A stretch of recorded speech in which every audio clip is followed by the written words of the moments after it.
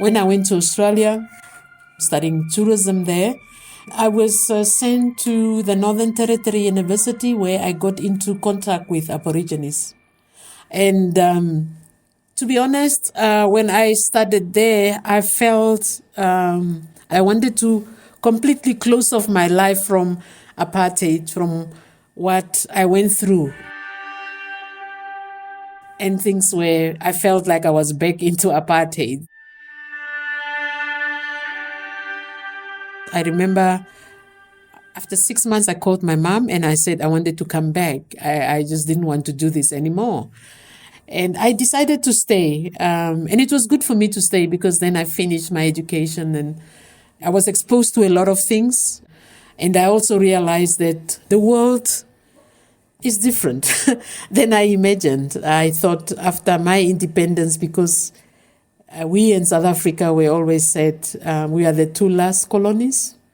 And then I realized, could be, but the world out there has a lot of colonies. And today I became a conservationist because of what I picked up in Australia. And that's the way it is. Maxi Louis has dedicated her life to protect the environment. But you can feel, listening to her voice, where laughter and pain mingle, that her fight for nature conservation is intimately linked to the wounds and scars left in her heart and in her country, Namibia, by apartheid. There was a lot of anger. And still a lot of anger around certain things, but I'm an adult now. I have dealt with them in my own way. But people don't understand that these things don't go away for a long time.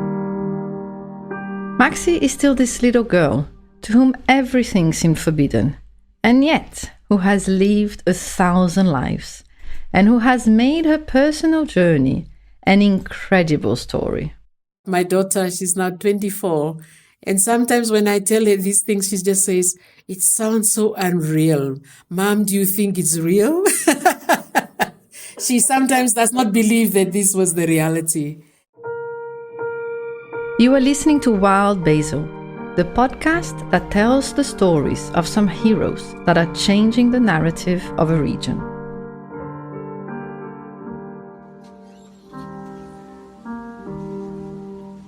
Maxi is known by some as the mother of conservancies. What does that mean? How did she get there? How did Maxi become a conservation leader and a role model for the new generations? Maxi's story begins on a road. As she drives through a landscape she once knew was green and full of wildlife, and which now seems empty and yellowed by drought. When I was young, I saw a landscape where I wanted to see a lot of wildlife because I'm working and things need to change quickly. And now I'm a grown-up, I'm like, this is the reality. There are things in the world that I have no control over. And I'm thinking to myself as I drive through this landscape, what is the difference that I can make now that I'm an older person? I'm not yet old, but that I have the skills and the experience that I've developed over years to be able to tell my story to the next generation of young people. And this time, that is the difference. I don't have to tell my story to just Namibians. I can tell my story to a tourist. I can tell my story to somebody who has no interest in environmental issues, and it still makes sense.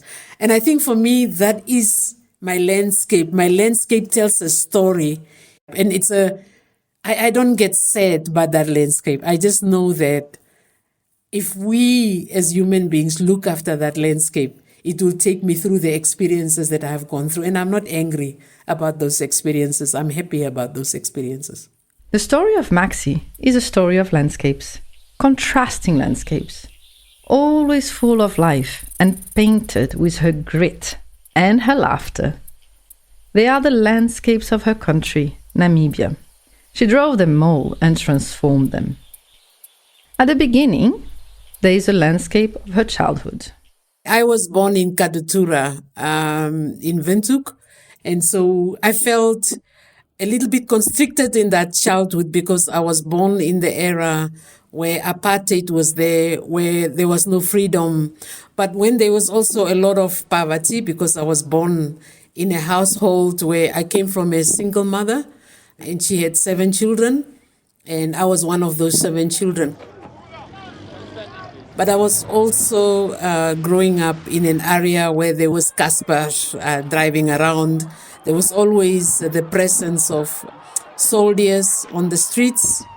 Protests is something that I live with, and that's maybe what turned me into an activist, not by voluntarily, but because of what I've seen around as a child. I will run after protests, not knowing why I'm doing it, but it was exciting at the time.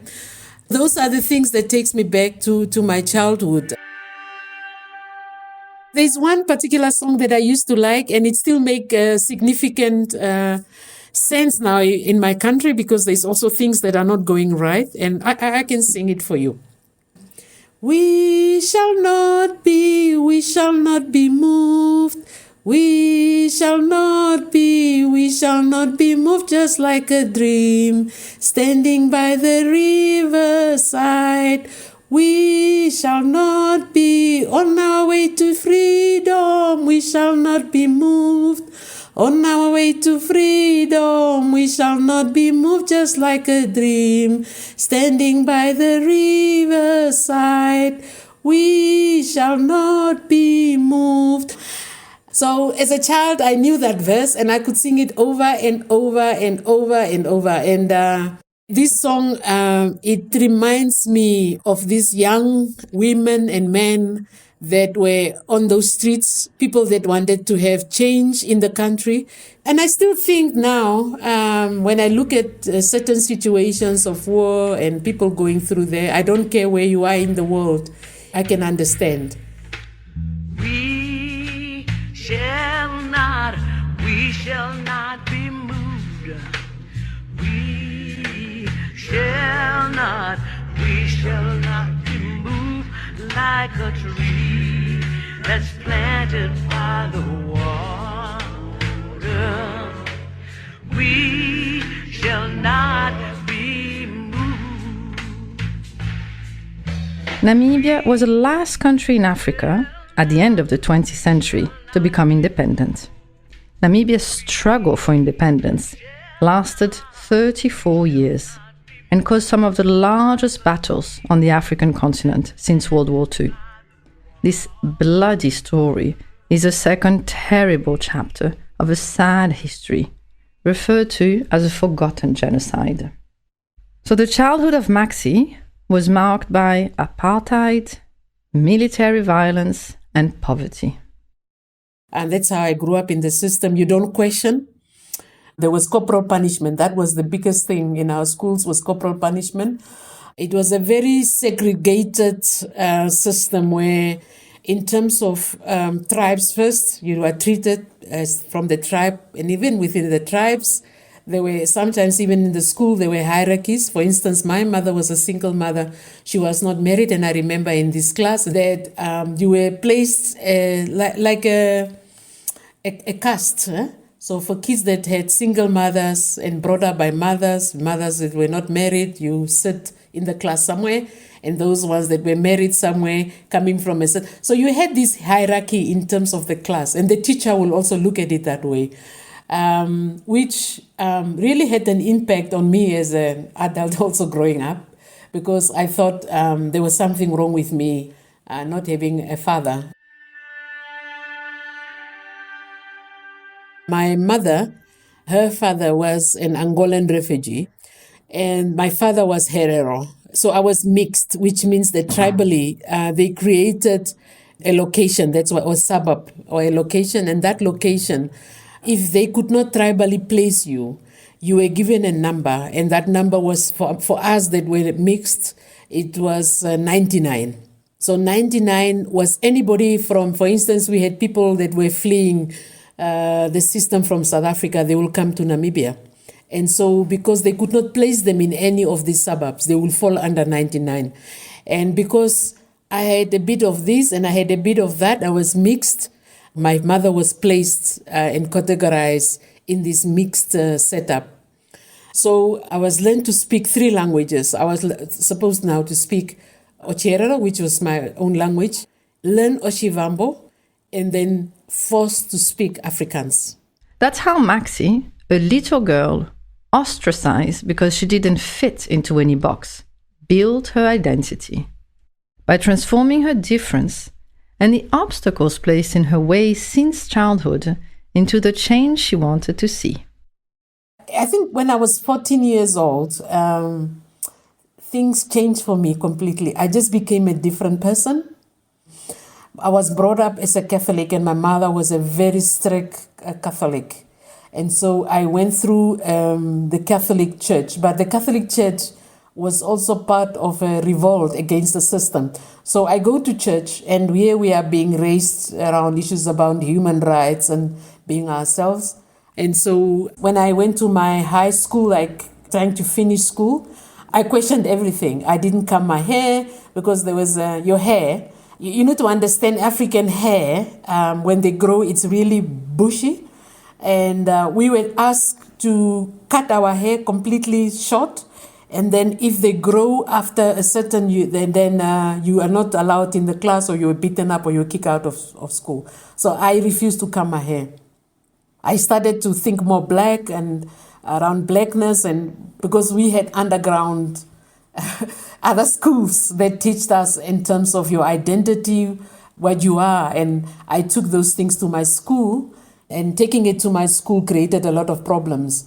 My mom understood, but she was also scared for me, scared for her house, because once they found out that you were involved in things like this, your house became a target. Your mother becomes a target, your family becomes a target. So on one hand, I have to think about my family and what was going to happen to my family. But on the other hand, I had this thing of not being afraid to speak up, not being afraid of taking chances and taking risks. And then on the other hand, I was also divided into my own education, because I wanted to be educated. I wanted not to leave school. I didn't want to be kicked out. I wanted to go to university. The year when we were declared independence, I qualified for a bursary to go and study in Australia. And so that was my first time flying out of the country. I've never been on a plane. We could not fly through South Africa at the time because South Africa, there were some sanctions. So I had to fly via Harare, and I was 19 years old.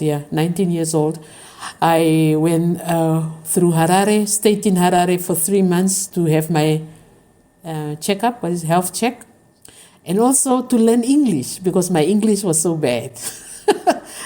So I stayed there for 3-4 months in Zimbabwe, and I was very amazed. I've never seen in my life a black government running a country, so never seen a black pilot. So all these things, it was a big surprise for me, seeing that, blacks could also do things, because in my country, we were just not exposed to those type of things. When Namibia became independent, they included in their constitution the protection of the environment. It was the first country to do so. Maxi was coming back from Australia, and she transformed her activism for freedom into environmental activism and led the way into the design and setup of community conservancies. Her life's work of keeping the people at the center and fighting against inequality continued. Only the landscape had changed. As I was traveling in the rural areas, there was something that caught my mind, and that was the communities were not benefiting from any tourism in their areas. And that was one thing. And then the other thing is there was no sort of organization, because with apartheid, there was no systems in rural areas. So we had to build up systems. So if you wanted to work with communities in tourism, you had to build up a governance system. If you wanted to do conservation, you had to build up a governance system, because everything was tribally divided. And so you also had to create the harmonization for people to be accepting of themselves, even though they were from different tribes. And so, yes, government was very accepting of that, because that's what they wanted to do. So we actually speaking the same language. And so I, with a couple of other leaders in the communities, we formed an organization called NACOPTA, which was the Namibia Community-Based Tourism Association. And this was a group of local businesses or people that aspire to be local businesses to get involved in tourism. I then started just doing some work with these communities, trying to organize themselves in a structure for tourism.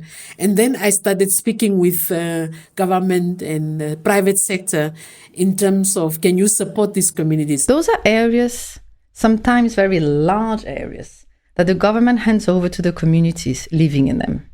With an agreed framework aimed at ensuring sustainability, the people have autonomy on how to use the natural resources. Building community conservancies in Namibia was more than a legal framework. It was used by Maxi and her network as a way to rebuild the country and heal some scars. It was a creation of a common language. And this is how then I started building with some donor funding, some campsites in Namibia, some lodges and ecotourism lodges. And so it actually worked out around that time. And that's when I worked for more than 9 years for this organization. And then I started working for a conservation network that I'm working for now. In 1996, the Namibian law on the protection of the environment granted a population that had always been ostracized by the former apartheid regime the same rights as the large landowners. The Damara, Himba, San, Herero, Nama natives were given the right to use their own natural resources, whereas until then, they had always been considered poachers. With the foundation of the NASCO movement, Maxi went from working on tourism to focusing on conservation. It was the beginning of a new journey that started with wildlife and ended up, again, with people at its heart. When I joined conservation at the time, to be honest, I was like, everything needs to be protected. I look at it from a wildlife perspective because it was very much wildlife orientated. Even when I was working in tourism, I came on some of the landscapes where there was no wildlife or the wildlife was very little. And my goal was to see more growing in those areas. My goal was also to strengthen what was already there. And then I started working with these communities. And theoretically, what I learned at university or at school, for me, that was theory. But I think my biggest lessons was the practical ones in meetings with the communities and elders, where I'm being taught or where I have the debate as to why things are the way they are.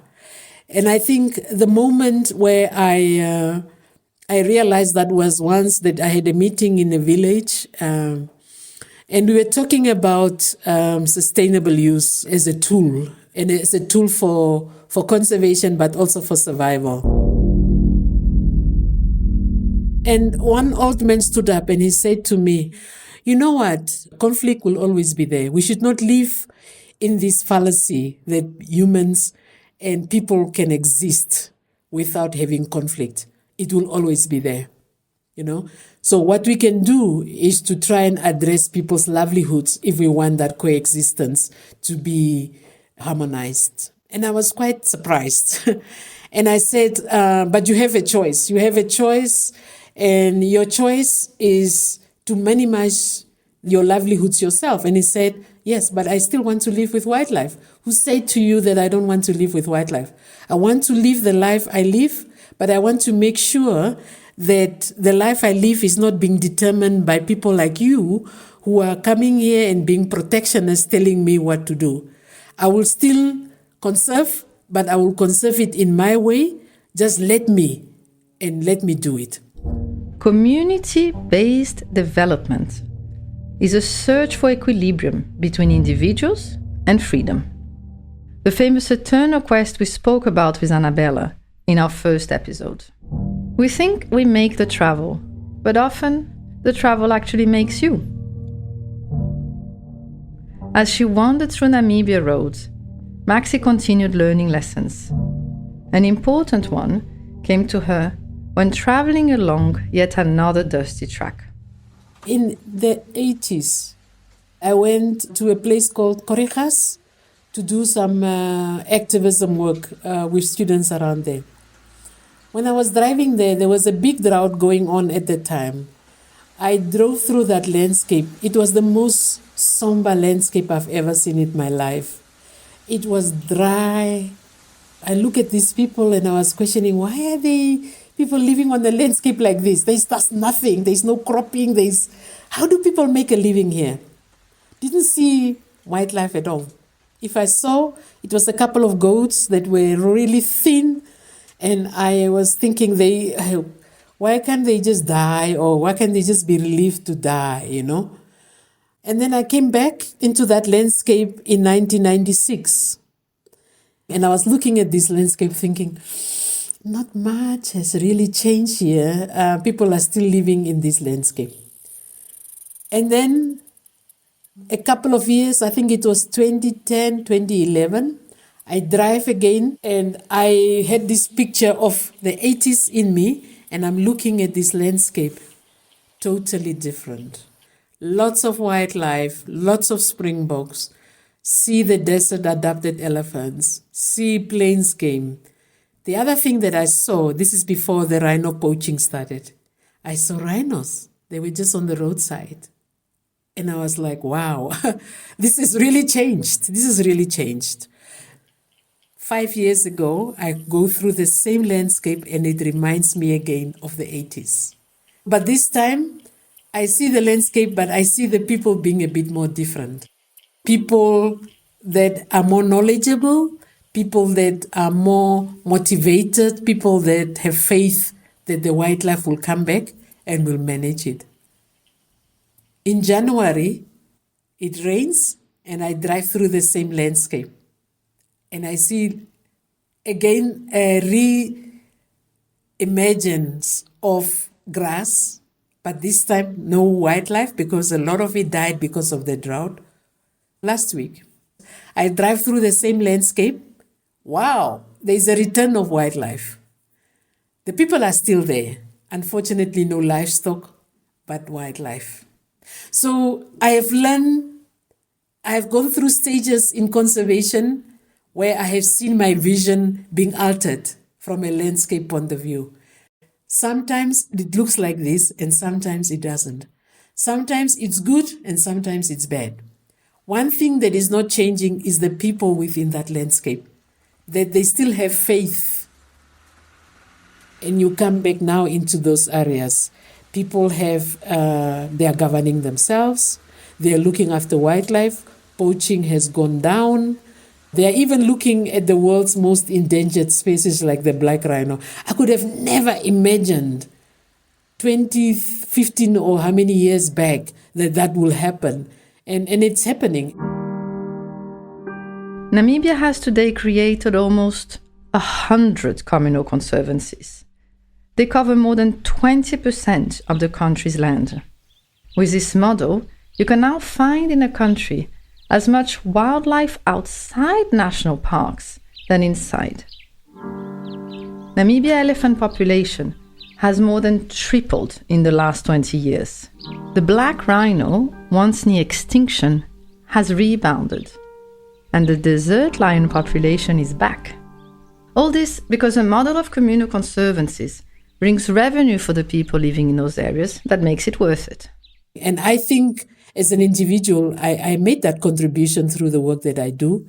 I created that awareness. I spent hours and hours in making that contribution, not just as a human being, as a Namibian, but also as a woman. Perhaps Maxi's most important lesson came to her as a woman. Unless she was the one who gave it. Let me tell you a story. I was building a camp in a very remote village where we have the Himba, the traditional Himba people in Namibia. And so I went there the first time and I met with the traditional authority and I was taken through any steps like any other women. First of all, they were very shocked because it was a white tour operator who was doing we had a camp there that introduced them to them, and he could speak my Herero language, and he told them, Maxi is also like you guys. She's from your tribe. She can speak the language. But she came here because she wants to capture the tourists that are passing here so that they can give something back to you guys. Maybe that can contribute, because they used to have mobile schools, to your mobile schools or to your health, to the clinics or to the transport for you to go to the nearest town. And the chief said, very arrogantly, yeah, I don't care. There's the other women. Normally, Himba men and women don't sit together. I knew that was coming. I was prepared for it. So I took my chitenge, my rep, and I went down underneath the tree and I sat there. But it was a distance from where I was sitting. So every time he was asking questions, then he needs to scream to me. And it was very hot that day. So he needs to scream and he will say, yeah, you women sitting underneath that tree, tell us why you are here. But it's now so loud. And I think he became a bit tired. And the others were also complaining that he was making noise. So he said, can you move a little bit closer so that I can hear you? But you will still sit on the ground. And in my head, I said, oh, I'm graduating. I'm graduating a little bit closer and closer. And then they let me sit in the sun. And I said, no, but that's not on. Why are you letting me sit in the sun? And they were sitting underneath a tree. I said, can I just move a little bit close to where the shade is? And they agreed. And then I realized, wow, I have moved into the circle now. I'm on the ground, but I'm in the circle. That means a lot. And even the women that I moved away from, they picked it up and they said, wow, we see you are in the circle now. And we talked and I said, I'm going to come back. And so we talked about the plans and what they want to do. I went back the second time. This time, I just went straight to where the women were sitting underneath the tree with my rep. And remarkably, the chief said, no. You can't sit there. You should come near. You should come here. Your place is here. Your place is here. And we even brought you a chair. You can sit on the chair. And that's when I realized, wow, I have made it. I've made it in the circle. And so I think in a way, certain things also has driven, even in these areas when I go back there, they recognize me. Their kids recognize me. I grew up with a mother that was very strong. So in my house, there was no gender roles. And especially me, I was allowed, I think my mom probably also thought maybe I was just a bit different in the way I see things and do things. And I was a very stubborn child. If I did not agree with something, I was very upfront and I will just say it. And so I think she just accepted that's the way I am. I like to play soccer. There were more boys around, so they play soccer, and I used to play a lot of soccer. There was an open field in front of my house, so we used to kick a lot of soccer, and soccer was my thing that I played at the time. And so growing up, I was tough. And then I had the grandfather also, who also had no gender roles. When I go for holidays, he actually talked to us and said, in this house, women here can do as much as what men can do. And so we grew up with that philosophy in our house. And so when I went into rural areas, to be honest, a lot of these meetings were mostly men. So when I got there, for them, I was boss. So when they talk to me and I come to a meeting, they will say, oh, that boss, she does not sit on the ground like other women. She gets the chair. And things like that. So they just treated me very differently in terms of how they would treat other women. But I knew that they will probably look at me and say, why is she sitting there? What makes her so special to sit there? Why would these men pay so much respect to her? And for me, that was my own psychology around that. Like, I will not talk about it with them. I'll find a way that they look at me when I speak, and maybe I will touch a couple of them. And maybe they will come and ask me, why do you do that? And I used to find that often in meetings. And I will tell them my stories, this is how I grew up. I'm just like you. I grew up also in a village. I went to the city. So I will give them my story. And to be honest, today, a lot of those young women, I see them in the meetings where I go. And for me, it gives me such joy. Maxi painted her landscape to be the change she dreams to see.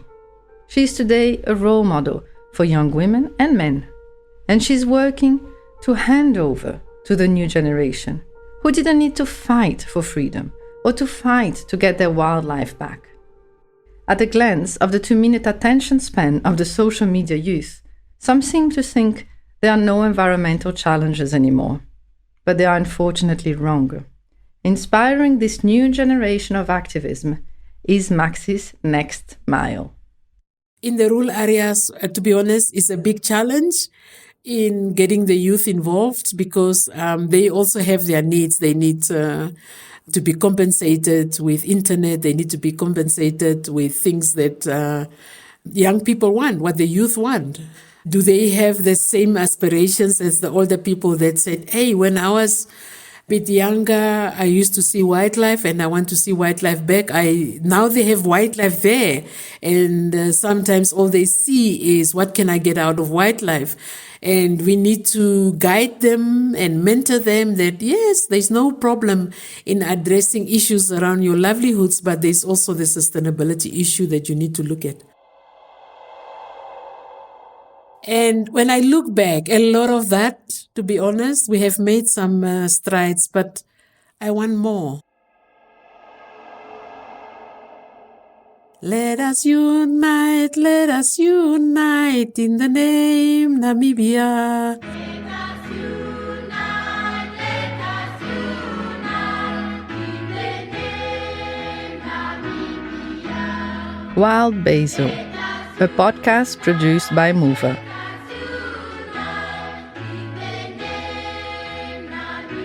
Written by Luis Guimarães Scherer Navarro and Martin Kenan.